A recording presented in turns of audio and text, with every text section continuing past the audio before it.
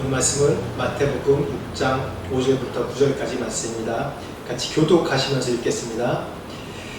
또 너희는 기도할 때 외식하는 자와 같이 하지 말라. 그들은 사람에게 보이려고 회당과 큰 거리 어귀에 서서 기도하기를 좋아하느니라. 내가 진실로 너에게 이르노니 그들은 자기 상을 이미 받았느니라. 너는 기도할 때에 내 골방에 들어가 문을 닫고 은밀한 중에 계신 내 아버지께 기도하라. 은밀한 중에 보시는 내 아버지께서 갚으시리라. 또 기도할 때 이방인과 같이 주문하지 말라. 그들은 말을 많이 하여야 들으실 줄 생각하느니라. 그러므로 그들을 본받지 말라. 모하기 전에 너희가 너희에게 있어야 할 것을 하나님 너희 아버지께서 아시느니라. 다 같이 읽겠습니다. 시작. 그러므로 너희는 이렇게 기도하라. 하늘에 계신 우리 아버지여, 이름이 거룩히 여김을 받으시오며. 아멘.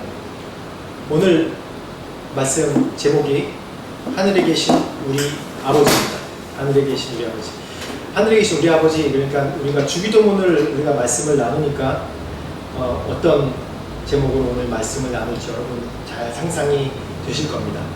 제가 특별히 주기도문 전체를 하지 않고 이 6장 5절 말씀부터 주기도문을 처음 시작한 도입부를 한 이유가, 또 제목도 하늘에 계신 우리 아버지라고 제목을 잡은 이유가 있습니다. 이 기도 처음 고백하는 이 기도가 제일 우리의 기도의 본질 가운데 가장 중요한, 우리가 회복되어야 될 것이기 때문에 하늘에 계신 우리 아버지라고 오늘 말씀을 제목을 잡았습니다. 우리 우주 형제도 같이 있었으면 너무 좋았을 텐데 항상 이런 뭔가 계획하고 말씀하면 꼭 우주 형제는 빠지는 것 같아요. 그래서 늘 안타까운 마음이 있는데, 그래도 유튜브에 올라가니까 나중에라도 보겠지. 아멘. 네. 우리가 기도 그러면 우리가 많이 압니다.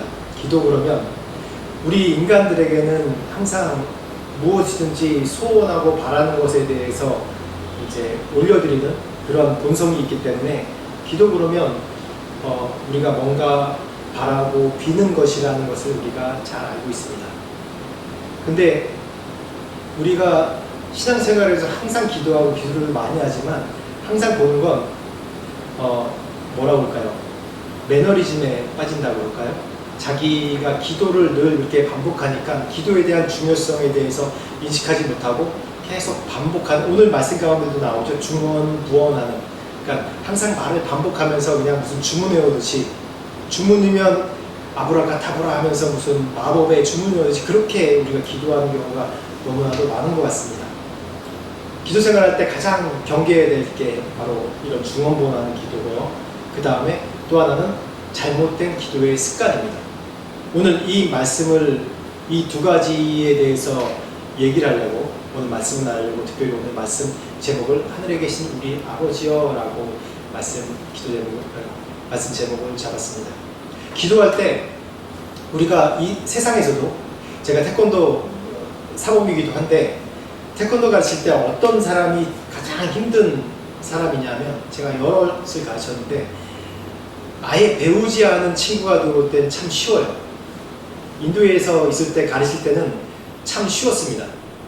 왜냐하면 인도에서는 태권도가 뭐 이렇게 크게 유행하지 않기 때문에 그냥 영화에 본 그런, 영화에서도 뭐 태권도나 그런 걸 하지 않고 그런 이제 계획된 무슨 액션씬 같은 거 있으면 계획된 씬을 그렇게 하기 때문에 사람들이 별로 거기에 대한 아이디어가 없어요.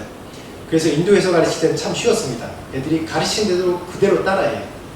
좀 느리긴 하지만 그대로 따라해요. 그런데 태국에 오니까, 태국에서는 정말 안 배운 애들은 가르치기 쉬운데 그 중에서 무에타이를 좀 한 애들이 있어요. 근데 무에타이를 한 아이들은 가르치기 너무 어려운 거예요.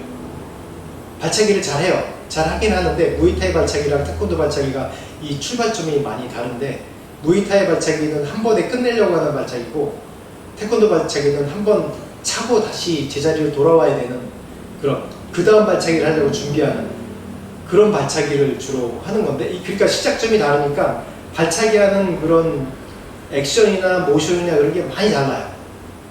그래서 이 아이들을 가르칠 때 그래서 잘 따라 하는 것 같아요. 근데 가르치는 사람은 그게 보이거든요. 얘가 뭐가 잘못됐다 잘됐다. 그런데 잘못됐다고 얘기해도 그걸 안 고쳐요. 왜냐하면 발찰 때 뻥뻥 그러고 잘 차는 것 같으니까. 그러다가 나중에 이제 시합 나가보면 이제 엄청 깨지죠. 시합 나가보면 무에타이 발차기 하는 애들 한 번에 끝내려고 세게 차는데 태권도 발차기 하는 애들은 계속 치고 빠지고 하기 때문에 점수를 많이 잃어요. 그래서 무에타이 발차기를 다시 고치려고 노력을 많이 합니다. 그런 것처럼 우리가 기도 생활에도 참 잘못된 습관, 제가 두 가지로 얘기했죠. 중언부언하는, 매너리즘에 관한 중언부언하는 기도와 또 나쁜 습관의 기도가 있습니다. 중언부언하는 기도나 나쁜 습관의 기도는, 중언부언하는 기도는 우리가 신앙생활을 얼마 안 했어도 그냥 중언부언하는 기도를 할 수 있어요.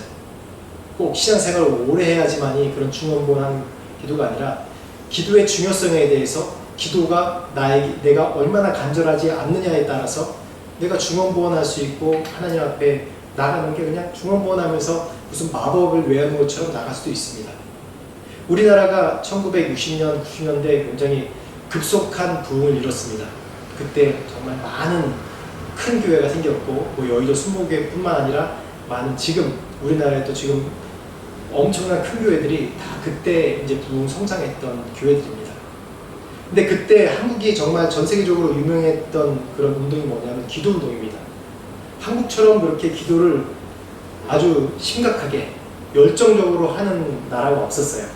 그래서 조영기 목사님이 미국 가서 뭐 설교하고 기도하자 그러면 이제 미국은 다들 이제 웨스턴들은 이제 의자에 앉아서 기도하잖아요. 근데 그때 그럼 우리 한국을 좀 따라하기도 해봅시다. 그리고 무릎 꿇고 기도하고 주여 삼창을 하기도 하고 그러면서 뭔가 기합을 놓고 기도하는 것이 이제 기도를 열심히 할 수 있다. 그래서 그런 걸 따라하기도 했습니다. 제가 신학교 다닐 때까지만 해도 이제 수업 시간에 보면 저희 학교 뒤에 산이 있었거든요. 근데 수업 시간, 아침 첫 수업 시간이었는데 계속 뒤에서 이렇게 쥐야쥐야 하는 소리가 계속 들리는 거예요. 그래서 너무 크게 들려가지고 교수님이 학생분에서 가서 기도 좀 이제 기도실 가서 하라고 그렇게까지 말린 적이 있을 정도로 그렇게 기도 운동이 많았습니다. 그리고 그거에 대한 또 하나님께서 축복도 많이 해주셨고 그 결과로 아무것도 없는 나라, 또 무명한 나라, 이제 문화도 단일 문화에서 다른 문화를 수용하지 잘 못하는 그런 나라에서 세계에서 제일 많이 선교사를 파송한 국가가 됐고 또 저는 믿어요. 그렇기 때문에 지금 우리나라 K-팝, K-문화가 전 세계에 유행했다고 저는 믿어요. 그렇게 저희가 선교에서 처음 나올 때까지만 해도 정말 무명한 나라였거든요. 근데 이런 나라를 유명케 하신 것은 바로 이 60년, 90년대 기도운동이 있었기 때문에 하나님께서 또 우리나라를 이렇게 사용하셨다고 믿습니다. 그런데 이게 지금 한 30년, 40년, 50년 넘다 보니까 이제는 지금 세대는 이런 기도운동에 대해서 잘 모르는 것 같아요. 그런 기도운동에 대해서 잘 어떻게 나가는지 잘 모르는 것 같아요. 한국 가면 주여 삼창하고 기도하는 데를 거의 잘 못 보는 것 같고 주여라고 한번 외치면서 기도하는 것도 잘 못 보는 것 같고 또 옛날 금요철야 예배 있으면 거의 뭐 9시부터 새벽 한 2시까지 보통 기도를 했던 것 같아요. 중간에 잠깐 쉬고 또 기도하고 그런 시간 가졌던 것 같은데 지금은 그렇게 밤새 기도하는 운동도 잘 없는 것 같고 금식하면서 기도하는 그런 운동도 많이 없는 것 같습니다. 그러다 보니까 지금 우리 생활 습관에 남아있는 것은 그냥 우리가 유교 문화고 또 불교 문화권에 있기 때문에 어떻게 해요? 그냥 비나이다 이렇게 기도하는 습관밖에 남아있는 것 같지 않습니다. 근데 참 그것도 좋은 우리의 모습 중에서 하나예요. 왜냐하면 그걸로 통해서 우리가 새벽 기도회가 생기고 저희도 계속 새벽 기도회 하고 있지만 그게 참 좋은 모습인 것 같아요. 새벽에 일어나서 그 정한수를 떠났고 뭔가 모를 곳에 앞에서 비나이다 하는 그 지극정성, 그게 너무 또한 우리나라 기도운동의 첫 시작이었기도 하고 또 축복받은 그런 통로였기도 했죠. 그런데 오늘 우리 말씀에 정말 중요한 게 우리가 어떠한 기도가 정말 진짜 기도인지에 대해서, 진짜 하나님께 드리는 기도의 처음 시작인지에 대해서 말씀을 나누려고 합니다. 다시 한번 5절부터 8절까지 방금 읽었던 말씀 다시 한번 읽어볼까요? 5절부터 8절까지 다시 한번 읽어보겠습니다. 시작. 또 너희는 기도할 때 외식하는 자와 같이 하지 말라. 그들은 사람에게 보이려고 회당과 큰 거리 어귀에 서서 기도하기를 좋아하느니라. 내가 진실로 너에게 이르노니 그들은 자기 상을 이미 받았느니라. 너는 기도할 때 내 골방에 들어가 문을 닫고 은밀한 중에 계신 내 아버지께 기도하라. 은밀한 중에 보시는 내 아버지께서 갚으시리라. 또 기도할 때 이방인과 같이 주변보원하지 말라. 그들은 말을 많이 하여야 들으실 줄 생각하느니라. 그러므로 그들을 본받지 말라. 구하기 전에 너에게 있어야 할 것을 하나님 아버지 너희 아버지께서 아시느니라. 기도의 본질에 기도에 가장 필요한 요소가 두 가지가 있는데, 본질에 두 가지가 있는데 그 두 가지가 뭐냐 하면, 첫째로 우리가 다 아는 것처럼 기도는 대화입니다. 다시 얘기하면 소통입니다. 누가 대화하는 거죠? 하나님과 대화합니다. 하나님과 소통하는 겁니다. 또 기도 본질의 가장 중요한 또 하나는 뭐냐 하면 내 자신이 변화되는 것입니다. 기도에서 어떤 상황을 바꾸는 것이 아니라, 기도는 하나님을 바꾸는 것이 아니라 내 자신이 바뀌는 것이 바로 그것이 기도입니다. 근데 오늘 말씀 가운데도 그렇죠. 이방인의 기도에 대해서 얘기할 때 뭐라고 하죠? 7절 말씀에 중원본에 대해서 얘기할 때 그들은 말을 많이 하여야 들으실 줄 생각하느니라 라고 얘기합니다. 말을 많이 하여야 들으실 줄 생각하느니라 라고 얘기해요. 그렇다고 기도를 짧게 해야 된다는 얘기는 아니에요. 또 기도를 뭐 아주 길게 해야지 그게 효과가 있다는 건 아닙니다. 말을 많이 하여야 듣는 거로 생각한다고 했어요. 이 워렌 버핏이라는 투자의 규제가 있어요. 지금도 나이가 꽤 많은데 지금도 투자의 이제 규제 그러면 이제 워렌 버핏을 얘기합니다. 옛날에 한번 이제 책에서 또 본 게 있는데 워렌 버핏이랑 한번 식사를 하려면 그 사람에게 뭐 몇 억을 지불해야 된다고 해요. 한번 식사를 하려고 하면. 그래서 그 식사하는 자리에 뭐 몇 억을 내고 같이 식사를 한다고 하면 왜 식사하겠어요? 밥만 먹으려고 몇 억을 냅니까? 아니죠. 워렌 버핏이 어떤 사람입니까? 투자의 규제예요. 그 사람이 발언을 만약 이 상품이 지금 뭐 주식이 어떻다 얘기하면 주식이 쫙 오르기도 하고 쫙 내려가기도 해요. 실제로 내려가고 지금도 그런 영향력이 있어요. 전 주식 안 해서 잘 모르지만 그 주식이라는 게 한 번에 뭐 몇 조도 빠지고 막 그런다고 해요.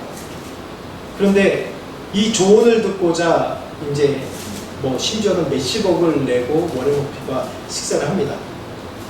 그런데 식사 자리에 딱 앉았어요. 어떻게 할까요?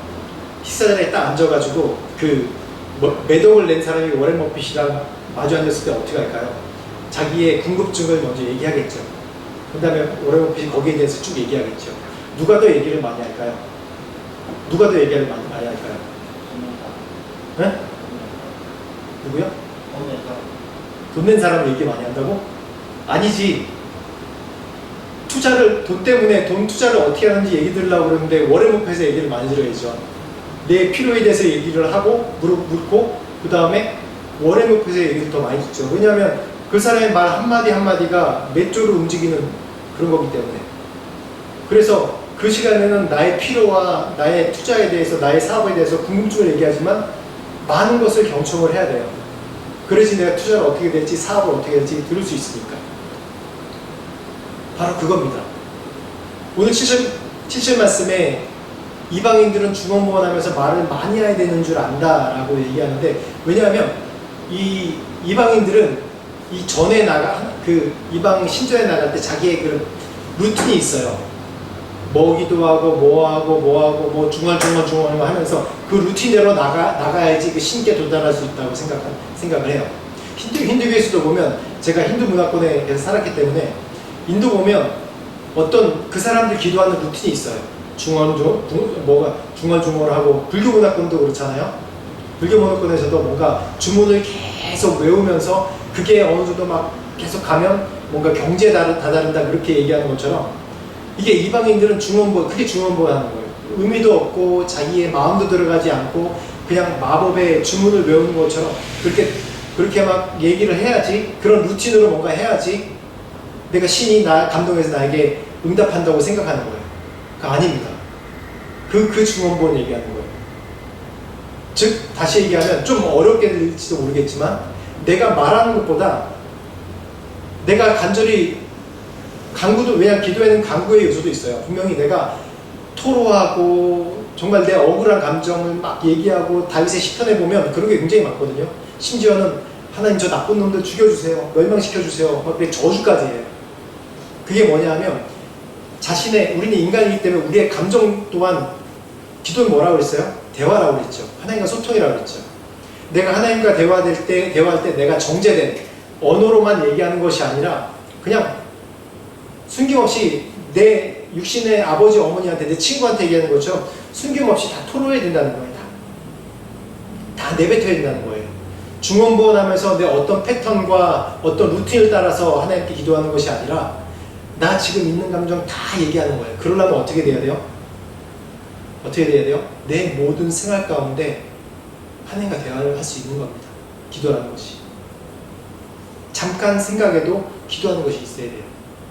그래서 우리 신앙생활 오래 한 사람들은 항상 좀 습관이 있는데 어떤 상황이 갑자기 깜짝 놀라거나 딱 그러면 어떻게 해요? 아이고 주여. 그렇죠? 주여 그러죠. 우리 차문선생님도 주여 나옵니까 요즘에? 습관이 돼야 돼요. 갑자기 있다가 주여 이렇게 나오는 거예요. 그게 뭐냐면 이 기도의 습관이에요.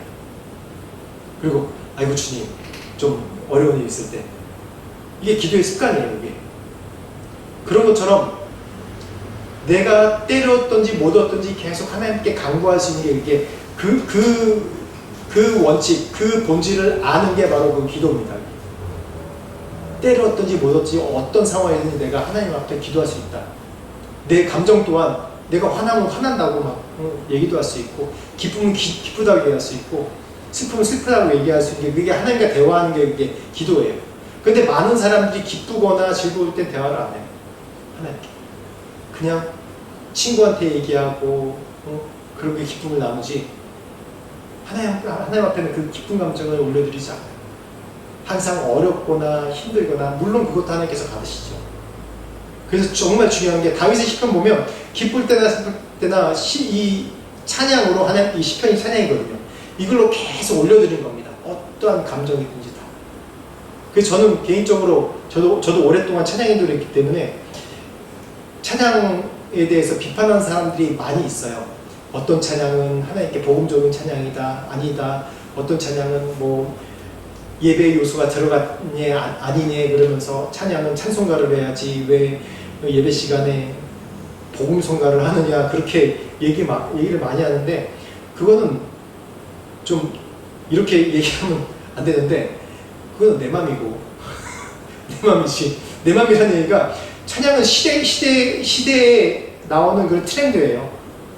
그 시대에 표현하는 음악으로 그 시대를 표현하는 거기 때문에 어떤 세대는 랩으로도 하나님을 찬양할 수 있고, 어떤 시대는 찬송가로 찬양할 수 있고, 어떤 시대는 음악이 발달했기 때문에 그 팝으로도 찬양하는 거예요. 근데 그 찬양하는 사람과 가사가 문제지 그냥 자기 마음대로 하는 거예요. 마음대로 하면 너무 형식이 없어서 이상한데 거기에 뭐 사탄 요소가 들어가고 그런 것보다 그 찬양 자체로 하나님께 내 감정과 내 마음과 내가 지금 이 상황을 올려드린다는 그런 게 내 안에 표현되어 있어야 되는 거예요. 그게 기도거든요. 찬양이 기도가 될 수도 있고, 그때 내가 아이고 주여 하는 것도 내 기도 될 수 있고, 기도는 소통입니다. 하나님과 대화하는 거예요. 하나님과 대화. 그래서 시편 한번 139편 17절 18절 한번 보시겠어요? 시편 139편 17절 18절 한번 읽어보겠습니다. 내가 왜 하나님의 말씀을 경청해야 되는지, 하나님께 내가 지금 간구하는 기도에 대해서 올려드렸지만 내가 왜 하나님 말씀을 들어야 되는지에 대해서 한번 시편 139편 17절 18절을 같이 읽어보겠습니다. 시작. 하나님이여, 주의 생각이 내게 어찌 그리 보배로우신지요, 그 수가 어찌 그리 많은지요. 내가 세려고 할지라도 그 수가 모래보다 많도소이다. 내가 깰 때에도 여전히 주와 함께 있나이다. 여기 뭐라 그래요? 주의 생각이 얼마나 이렇게 많은지요. 그 수를 세려 해도 모래보다 많고, 어마어마하게 많다는 거죠. 모래보다 많다는 건 어마어마하게 많다는 거죠. 제가 방금 워렌 버핏에 대해서 얘기했습니다. 왜 워렌 버핏을 몇십억을 주고 그렇게 찾아가서 점심 식사도 뭐 하루 종일 하는 것도 아닌데 그 점심 식사만 같이 하려고 식사 한 끼만 하려고 할까요? 내 대안보다 여러 투자에 성공과 실패를 많이 하고 사례를 남긴 그 사람에게 대안이 있기 때문에 찾아가는 것이죠. 그렇게 믿기 때문에. 근데 오늘 말씀 가운데 뭐라 그럽니까? 하나님이 하나님께 대안이 얼마나 많다고 그래요? 수도 없이 많고 모래보다 많도소이다 라고 얘기해요. 하나님의 생각, 나를 향한 계획이 우리 인간은 아무리 똑똑해도 지혜롭다고 해도 대안이 몇 개 있어요. 한 3-4가지밖에 없단 말이에요. 대부분 3-4가지밖에 없어요. 3-4가지를 생각해도 그 대안에 대해 3-4가지를 생각해도 지혜자라고 얘기해요. 저 사람 지혜롭네 라고 생각합니다. 플랜 A, B, C를 생각만 해도. 근데 하나님의 대안은 뭐라고요? 모래보다 많다고 해요. 제가 인도에 있었기 때문에 인도에 대해서 자꾸 얘기하는데 지금 미국 그 CEO 중에 인도 CEO가 많습니다. 뭐 구글도 인도 CEO인 것 같고 또 중요한 그런 우리가 얘기하면 잘 아는 그런 기업들이 인도 출신, 인도에서 대학까지 나온 그런 출신 사람들이 CEO가 많아요. 그런 이유 중에 하나가 뭐냐면 한번 예전에 이제 그런 칼럼을 읽은 적이 있어요. 인도 출신 그 CEO들은 대부분 플랜 A, B, C가 있다라고 얘기하고 그때 어떤 상황이 있으면 그 상황 대처 능력이 굉장히 뛰어나다고 그래요. 그래서 그 상황을 해결하는 대처 능력이 뛰어나서 인도 CEO가 많다고 이렇게 미국에서 얘기를 하더라고요. 그런 칼럼을 본 적이 있어요. 보통 인도 사람들 플랜 A, B, C까지 다 있거든요. 저도 그런 데서 한 20년 동안 계속 훈련받았던 것 같아요. 그래서 어떠한 상황이 딱 생기면 플랜 A, B, C 이게 한다면 이게 하고 요게 한다면 요게 하고 요게 한다면 이렇게 해야지 라는 그런 생각이 다 계획들이 있어요. 서남아시아에서 사역하는 사람은 다 그런 게 있는 것 같아요. 그런데 그런 것보다 훨씬 더 하나님에게는 무한히 나를 향한 생각, 나를 향한 대안이 너무나도 많다고 얘기하는 겁니다. 그렇기 때문에 제가 어느 순간인가 기도의 그런 방향이 바뀌었어요. 기도할 때 하나님 꼭 주시옵소서 이 상황을 주셔야 됩니다 라고 기도하는데 꼭 그렇게만 기도 안 하고 하나님 제 생각은 이런데 하나님 생각이 더 뛰어나시니 하나님 만약에 이 길이 아니면 막아주십시오. 막아주시면 제가 길을 돌이키겠습니다. 아니면 그걸 안 하겠습니다. 그리고 하나님 새로운 길을 열어주십시오 라고 이렇게 기도를 합니다. 그런 기도가 하나님의 전능하심을 의지하는 기도 같습니다. 오늘 말씀 또한 보게 되면 오늘 역대하 20장 한번 펴보시겠어요? 역대하 20장을 좀 볼 건데 이러한 기도를 한 여호사밧의 기도를 보면서 우리가 하나님께 지금 이 시기에 특별히 우리 교회 우리 창훈 형제랑 우주 형제가 지금 이런 기도해야 되는 시기인데 이 시기에 하나님 앞에 어떤 자세로 나가야 되는지 여호사밧을 보면서 우리가 배울 수 있습니다. 역대하 20장 역대하입니다. 역대하 20장 열왕기상하 다음에 역대상하가 있습니다.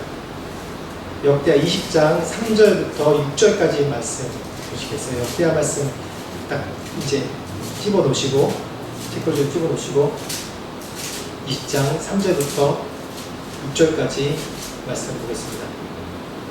같이 보겠습니다. 시작. 여호사밧이 두려워하여 여호와께로 낯을 향하여 간구하고 온 유다 백성에게 금식하라 공포하며 유다 사람이 여호와께 도우심을 구하려 하여 유다 모든 성읍에서 모여와서 여호와께 간구하더라. 여호사밧이 여호와의 전세 뜰 앞에서 유다와 예루살렘의 회중 가운데 서서 이르되 우리 조상들의 하나님 여호와여 주는 하늘에서 하나님이 아니시니까 이방 사람들의 모든 나라를 다스리지 않으시나이까 주의 손에 권세와 능력이 있사오니 능히 주와 맞설 사람이 없나이다. 아멘. 이 여호사밧이 이렇게 기도하는 그런 그 배경에는 바로 이 암몬과 모압의 연합군이 지금 쳐들어와요. 여호사밧은 남유다의 왕입니다. 이제 솔로몬 이후에 여로보암과 르호보암이 갈라지면서 이제 얼마 안 되는 그런 몇 대 안 되는 그런 왕이죠. 이제 갈라진 지 얼마 안 되는 그런 상황 가운데 왕이에요. 근데 이 상황 가운데 남유다 이 암몬과 모압의 연합군이 쳐들어왔어요. 굉장히 절체절명의 순간이에요. 승산이 없는 순간입니다. 근데 여호사밧이 이때 이 3절에 그러죠. 두려워하여 여호와께로 낯을 향하여 간구하고 라고 얘기하죠. 이제 성경 말씀 쭉 보면 성경 말씀은 이제 그때의 감정을 다 표현하지 않아요. 그냥 짧게 감정을 짧게 얘기하고 상황을 설명하는 것이 많고 거기에 대한 그런 정의나 어떤 상황의 그 정의에 대해서 설명하는 게 많아요. 그래서 우리가 성경 말씀을 볼 때 그 상황에 좀 감정이입을 해서 내가 그 상황 가운데 들어가서 보면 더 그 상황이 더 잘 이해가 돼요. 특히 구약 성경 말씀 보면 여호사밧이 왕입니다. 남유다의 왕입니다. 이제 모압과 암몬 족속이 이제 둘러서서 이제 치려고 절체절명의 위기 속에 있습니다.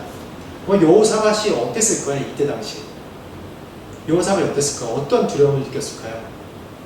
이제 낭떠러지의 바로 앞에 있는 그런 심정이었을 거예요. 이 예루살렘 성에서 이 온갖 수많은 연합군이 모압과 암몬의 연합군이 와서 진쳐가지고 이 예루살렘 성을 함락시키려고 왔는데 어떻겠습니까? 굉장히 두려웠겠죠. 이 두려움에 어떤 사람은 아마 도망가서 피한 사람도 있고, 근데 왕이라서 이거를 뭔가 해결을 해야 되는데 어떻게 할까라는 그런 고민이 많이 됐을 거예요. 근데 남유다 또 북이스라엘 역사를 보면 대부분 이제 북이스라엘은 뭐 아시리아를 의지한다든지 아니면은 옆에 있는 이집트, 애굽을 의지한다든지 그래서 그 도움을 청해 가지고 외세의 세력을 물리치려고 하는 그런 경우가 많아요. 근데 분명히 여호사밧도 다른 그때 당시 신흥 강국들의 도움을 요청할 수 있었습니다. 근데 어떻게 합니까? 그런 공포와 어려움 속에서 선포한 것이 뭐예요? 백성에게 금식을 선포하고 여호와께 도우심을 구합니다. 이 태도, 절체절명의 위기 속에 이제 어찌면 이 전쟁이 실패하면 이스라엘이 남유다가 그냥 실패하고 그냥 끝날 수밖에 없는 상황일 수도 있어요. 근데 이 절체절명의 위기의 순간에 어떻게 합니까? 여호사밧은 자신뿐만 아니라 온 유다 백성들을 다 하나님의 앞으로 이끌고 와서 금식을 선포하고 하나님께 간구를 선포합니다. 간구할 것을 선포합니다. 7절 말씀부터 11절 말씀 계속 볼까요? 7절 말씀부터 11절 말씀 보겠습니다. 시작. 우리 하나님이시여 전에 이 땅 주민을 주의 백성 이스라엘 앞에서 쫓아내시고 그 땅을 주께서 사랑하시는 아브라함의 자손에게 영원히 주지 아니하셨나이까. 그들이 이 땅에 살면서 주의 이름을 위하여 한 성소를 주를 위해 건축하고 이르기를 만일 재앙이나 난리나 견책이나 전염병이나 기근이 우리에게 임하면 주의 이름이 이 성전에 있으니 우리가 이 성전 앞과 주 앞에 서서 이 환난 가운데서 주께 부르짖은즉 들으시고 구원하시려 하셨나이다. 옛적에 이스라엘이 애굽 땅에서 나올 때 암몬 자손과 모압 자손과 세일산 사람들을 심노하기를 주께서 용납하지 아니하시고 이에 돌이켜 그들을 떠나고 멸하지 아니하셨거늘 이제 그들이 우리에게 갚는 것을 보옵소서. 그들이 와서 주께서 우리에게 주신 주의 기업에서 우리를 쫓아내고자 하나이다. 어떻게 간구합니까? 이게 하나님께 간구하는 방법 중에 하나예요. 하나님의 약속을 상기시키는 겁니다. 어떻게 약속을 상기시키죠? 솔로몬 성전을 지을 때 주의 성전에 와서 간구하면 하나님께서 들으시겠다고 하지 않으셨습니까? 라고 첫째로 얘기합니다. 그리고 둘째로 뭐라고 얘기해요? 예전에 애굽 땅에서 나올 때 10절 보면 암몬 자손과 모압 자손이 그 모압 자손이 자신들을 치는 그런 상황에 대해서 얘기하고 그리고 그들을 멸해야 되는 멸하지 않고 이제 보냈는데 지금 이것을 갚을 때가 됐습니다라고 하나님께 얘기하는 거예요. 굉장히 기도가 합리적이죠. 그냥 막 간구하는 게 아니에요. 주시옵소서 주시옵소서 비나이다 비나이다 간구하는 것이 아니라 왜냐하면 하나님은 이스라엘의 하나님은 잘 기억하실 게 뭐냐면 이스라엘 하나님은 샤머니즘이나 그냥 귀신 섬기는 그런 하나님이 아니에요. 이스라엘 사람 지금도 이스라엘 사람에게는 하나님은 역사 속에 실존하신 하나님이고 역사 속에 간섭하신 하나님이라는 걸 분명히 인식하고 있어요. 우리도 그걸 인식해야 되거든요. 우리는 이 성경 볼 때 그 역사가 남의 역사라고 생각해요. 그 역사가 이스라엘 역사지 내 역사는 아니라고 생각하거든요. 근데 우리가 성경을 계속 배우면서 우리가 그 역사에 대해서 어떻게 알았습니까? 이스라엘 역사가 아니라 온 인류, 이방을 위한 역사라는, 우리를 위한 믿음의 역사라는 것을 우리가 알죠. 그래서 우리가 간구할 때 이 말씀을 근거로, 하나님의 언약을 근거로 간구하는 거예요. 우린 지금 누구라고 얘기하지? 우리는 다 믿는 자손, 아브라함의 자손이라고 얘기하는 겁니다. 믿음의 자손, 아브라함의 자손들입니다. 그래서 이 성경 말씀의 근거로 하나님 앞에 이 여호사밧이 우리 선조 솔로몬의 그런 하나님이 그 성전 지을 때 이곳에 와서 간구하면 들으신다고 하지 않으셨습니까? 그리고 예전에 모압과 그런 암몬의 그런 사건이 있는데 하나님 지금 이때가 그걸 갚으실 때 아닙니까? 오히려 모압과 암몬이 우리를 치료하는데 갚으실 때가 아닙니까? 이렇게 간구할 수 있는 이유는 뭐예요? 하나님이 역사 속에, 우리의 역사 속에, 우리 삶 속에 실존하신 하나님이라는 것을 인식하고 있기 때문에 이렇게 간구할 수 있는 거예요. 그래서 우리가 이 말씀을 붙들고 기도한다는 게 뭐냐면 단순히 말씀만 붙들고 주님 주시옵소서, 하나님께서 모든 사람에게 축복 주신다고 하셨는데 축복 주시옵소서라고 간구하는 것이 아니라 우리가 더 구체적으로 간구해야 돼요. 하나님이 내게 나를 부르실 때, 내가 주께로 나올 때 어떻게 언약하셨습니까? 그걸 선포하는 거예요. 그리고 내 삶 가운데 하나님, 내 삶 가운데, 내 인생 가운데 어떻게 역사하셨습니까? 그런 하나님이 지금 이때도 주님 역사해 주십시오. 나의 방법으로 말고요. 하나님께서 가장 좋은 방법으로, 하나님께 가장 선한 방법으로 하나님 역사해 주십시오 라고 기도해야 됩니다. 그렇게 기도할 때 12절 13절 말씀 계속 보면 이 여호사밧은 철저하게 자기 인식이 있었어요. 자기 인식이라는 게 뭐냐면 나는 그런 능력이 없다, 할 수 없다고 고백했다는 거예요.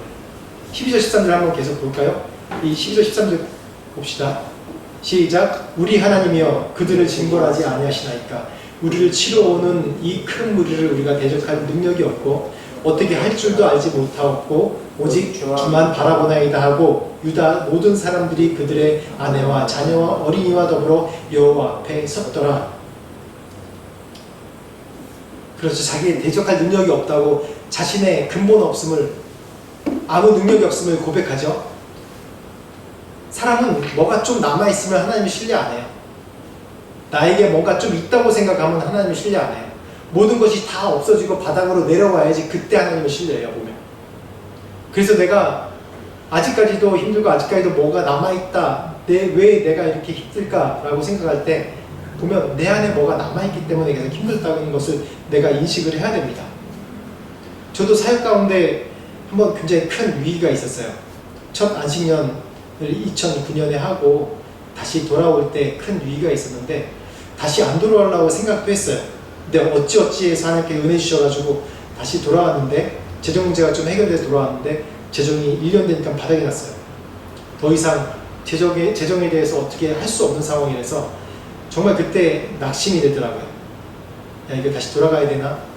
포기해야 되나? 여러 가지 상황이 있었는데 그때 제가 한 것이 그냥 아무것도 하지 않고 아침에 일어나서 새벽기도 하고 어디 나가지도 않고 그냥 방에 틀어박혀서 계속 하루 종일 기도하고 밥 먹을 때 밥만 먹고 그리고 계속 기도하는 거였어요.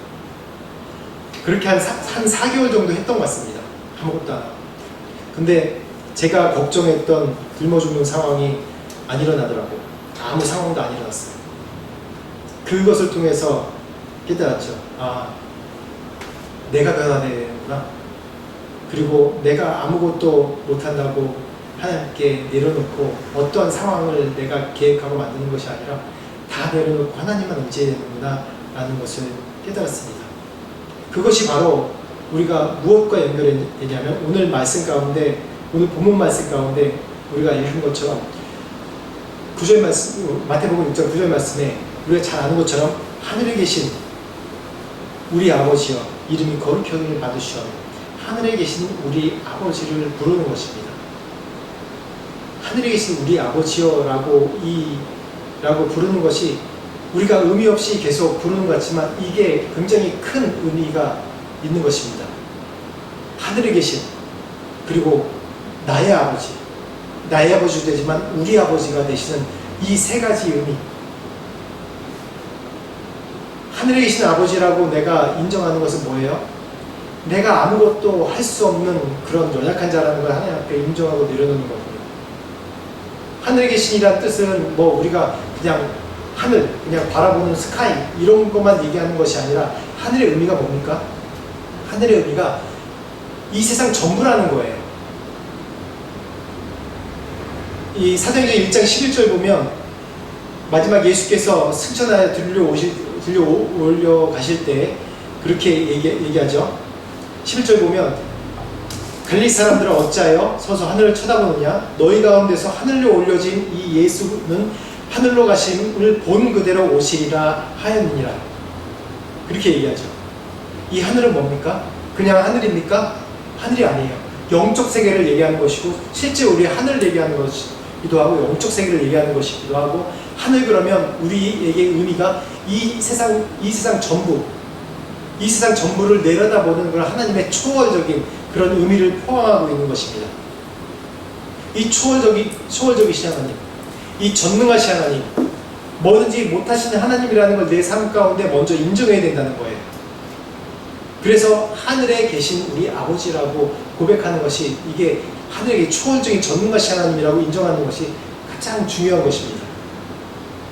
그리고 두 번째는 우리 아버지 속에는, 우리라는 개념 속에는 나의 아버지도 포함되어 있는 것이죠. 어떻게 초월적이고 전능하신 하나님이 나의 아버지입니까? 여기에 굉장히 큰 의미가 있는데 우리 가운데는 보면 뭔가 공로의식이 많아요. 그래서 내가 우상을 섬길 때 보면 우상에게 다가가는 거 보면 나의 공로의식으로 다가가요. 제가 처음에 얘기했죠. 하나님 아버지께 중언부언하는 것이 무엇인지, 이것이 뭔가 마법이고 주문이고 그게 아니라는 것. 주문 같은 거는 뭐 불교 보면 불교의 무슨 그런 그 경전을 줄줄줄 외우면서 이게 그러면서 자기가 깨달음이 있다고 얘기하고, 또 어떤 경전들은 그것을 줄줄줄 외워야지 다 그것 가운데 깨달음이 있다고 얘기해요. 근데 그것이 아니죠. 그렇게 중언부언하면서 얘기해서 뭔가 깨달음이 있다는 건 뭐냐면 뭔가 내 안에 패턴이고 뭔가 노력이 있어야지 내 신과 신접할 수 있다고 얘기하는 그런 잘못된 사상입니다. 그게 아니에요. 그걸로 하나님께 다가갈 수 없어요. 내 공로의식으로 하나님께 다가갈 수 없단 말이에요. 내가 아무리 선교를 몇십 년 하고 선교지에서 죽을 뻔하고 그래도 그 공로의식으로 하나님께 갈 수는 없는 거예요. 내가 이렇게 열심히 새벽 기도를 하고 이렇게 열심히 하나님께 주신 대로 열심히 말씀 읽고 열심히 새벽에 기도했다고 해도 그 공로로 하나님께 다가갈 수 없는 거예요. 왜? 하나님은 전능하신 분이기 때문에 나의 노력은 필요 없어요. 어떻게 해야 돼요? 전적인 하나님의 은혜를 간구해야 됩니다. 내가 왜 맨날 새벽 나와서 기도해요? 왜 매일마다 열심히 하나님께 간구를 해요? 내가 왜 내 삶을 드린다고 헌신하고 그래야 돼요? 하나님의 은혜에 감사하고 은혜를 구하는 거예요. 어떤 공로의식으로 다가가는 것이 아니에요. 많은 하나님께 헌신한 사람들을 보세요. 그 사람들이 내가 이런 공로가 있었기 때문에, 내가 뭔가 기브앤테이크가 있었기 때문에 하나님께 다가갑니다라고 얘기합니까? 아닙니다. 하나님의 은혜에 감사해서 하나님 앞에 다가가는 거예요. 내가 아버지를, 우리 육신의 아버지 어머니를 왜 아버지 어머니라고 부릅니까? 내가 아버지께 뭘 했기 때문에 그걸 부릅니까? 아니죠. 그냥 나를 낳아주신 아버지고 나를 낳아주신 어머니이기 때문에 그 은혜로 내가 내 부모에게 다가가는 거고, 그 은혜 때문에 전능하신 하나님이라고 해도 친밀해지는 거예요. 친밀해질 수 있는 거예요. 하나님과 친밀해질 수 있는 것은 다 하나입니다. 공로의식이 아니라 바로 은혜를 갖는 거예요. 하나님이, 그 하늘에 계신 초월적인 하나님이 나의 하나님이라는 그런 의식이 있을 때, 그럴 때 내가 하나님 앞에 나올 때 감사할 수밖에 없어요. 나 같은 자를 불러주시고, 내가 여기 있는 그 자체만으로도 감사한 거죠. 나 같은 자를 불러주셔서 내가 선교사 만들어주시고, 목사를 만들어주시고, 또 이렇게 목회도 하게 하시고, 나 같은 자를, 그런 은혜의식이 있어야지 전능하신 하나님이 바로 내 하나님이 될 수 있는 것입니다. 이게 좀 어려운 내용일 수 있는데 굉장히 중요한 이 기도에 가장 접근하는 가장 근본이에요. 그리고 우리가 간구하는 게 뭐냐면, 요즘 시대에 간구하는 게 뭐냐면 바로 우리 아버지입니다. 요즘에 시대가 발달하면서 또 신앙이, 예수 믿는 것이 고난이 없으면서 사람들이 하나님을 나의 하나님이라고만 의식합니다. 하나님은 나의 하나님이기 때문에 내가 신앙생활 잘하고 내가 잘 돼야지, 그래야지 사람들이 잘 될 수 있다. 물론 그 말도 맞죠. 근데 우리가 성경을 계속 배우다 보면 하나님이 어떤 하나님입니까? 삼위일체 하나님이에요. 하나님은 우리 인간을 창조하실 때 아담 혼자로도 모든 것을 다 매니징하게 하실 수 있어요. 근데 그렇게 하지 않으셨죠. 어떻게 하셨어요? 하와를 같이 연합하게 하셨어요. 즉 우리 인간들은 지금도 마찬가지고 혼자 살아갈 수 없는 인간이에요. 더불어 살아가는 인간이란 말이에요. 함께 살아가는 인간이란 말이에요. 혼자 살아가는 인생은 아무도 없습니다. 형벌 중에 가장 무서운 형벌 중에 하나가 감옥에서 독방에 있는 건데, 독방에서 혼자서 아무것도 안 하고 사람도 안 만나고 혼자서 갇혀서 며칠만 있어도 사람 미쳐버린대요.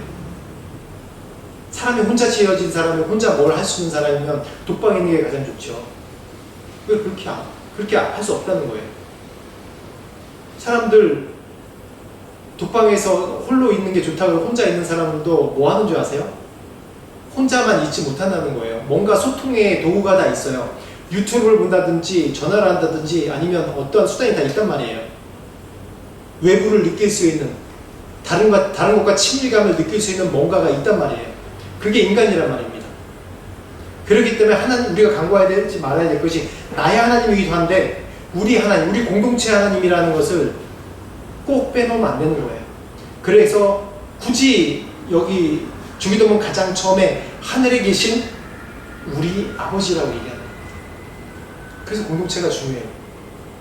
그래서 감사하게 우리 창룡제님은 계속 우리 공동체 가운데 계속해서 매일마다 같이 나와서 식사도 하고 말씀도 있고, 그런데 우리 또 우주 형제도 이제 캄보디아에서 오면 매일마다 불러서 우리 공동체에서 같이 말씀 보고 기도하면서 더 하나님과 친밀함을 가지려고 해요. 그래서 우리 공동체를 계속해서 일으키려고 합니다. 그래서 오늘 제목 하늘에 계신 우리 아버지, 어떤 의미인지 아시겠죠?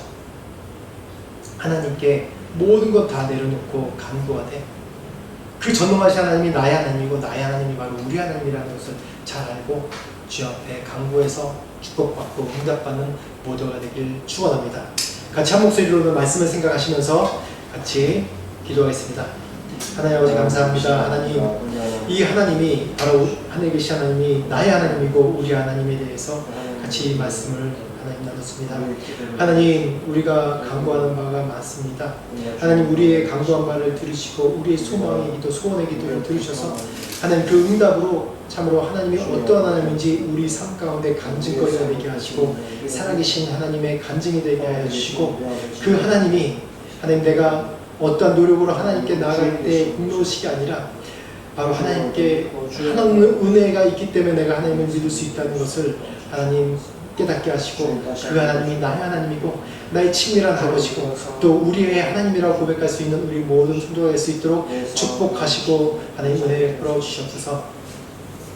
하나님 아버지 감사합니다. 오늘 예배 가운데 함께 하시고 말씀 가운데 함께 하셔서 감사합니다.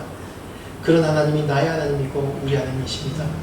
우리가 늘 우리 삶 가운데 고난과 어려움 가운데 또한 우리가 바라고 소원하는 것이 늘 있습니다. 그것을 통해서 하나님이 살아계신 간증이 우리 삶 가운데 늘 나오게 하시고, 그 간증으로 또한 우리 주변과 많은 사람에게 예수를 전할 수 있는 우리 모든 믿음의 성도들이 될 수 있도록 축복하여 주시옵소서. 특별히 하나님, 이 시간에 우리가 그 하나님이 하늘에 계신 하나님이 나의 하나님이고 우리 하나님이라는 고백을 드렸습니다.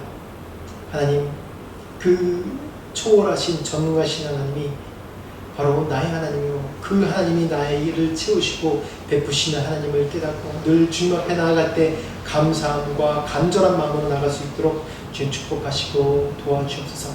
그 나의 하나님이 우리 하나님이신 걸 다시 고백하며 우리 방콕 온누리의 비전 교회 우리 성도들 우리 가운데 하나님 우리 하나님을 바라보는 공동체 의식이 있게 하시고, 이 공동체가 더 하나님 앞에 성숙함으로 나아가고 간절함으로 나아갈 수 있고 성령 충만한 공동체가 될 수 있도록 축복하여 주시옵소서. 지금은 우리 주 예수 그리스도의 은혜와 하나님 아버지의 무한하신 사랑과 성령님의 감화감동 역사하심이 간절히 주님 앞에 나가며 기도하고 소원하기로 작정하는 모든 자들에게 지금부터 영원히 함께 하시기를 간절히 축원하옵나이다.